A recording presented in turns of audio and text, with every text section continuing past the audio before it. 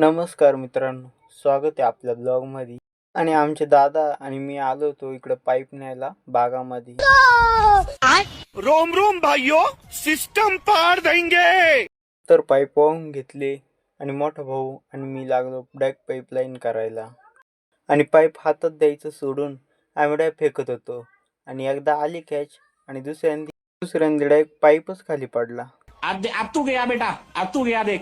Pipeline थोडी राहिली होती आणि कुसळ आपल्याला एवढे कबरला टाकली. मग नंतर एक तुकडा लागत होता आणि तुकडा जोडून पाणी डायरेक्ट पडलं विहिरीमध्ये. मग काय आपलं काम झालं होतं. आता जायचं होतं घरी. मग आपले सगळे शस्त्र उचलले आणि निघालो डायरेक्ट आम्ही तिघे भाऊ घरी. आणि मग घरी आलो तर आपल्याला काल जे वावर पलटी मारलं होतं ना, ते अर्ध राहिलं होतं मारायचं. मग ते मारायला जायचं होतं आणि ट्रॅक्टर चालू केला आणि निघालो डायरेक्ट वावराच्या दिवशी. आणि मग वावरामध्ये आलो.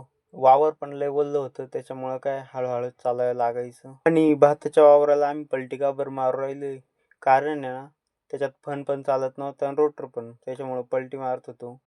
आपण जो त्या दिवशी गहू पेरला होता तो भरायचा होता. मग काय त्याला वाफे ओढत होतो आणि फायनली वाफे ओढून झाली.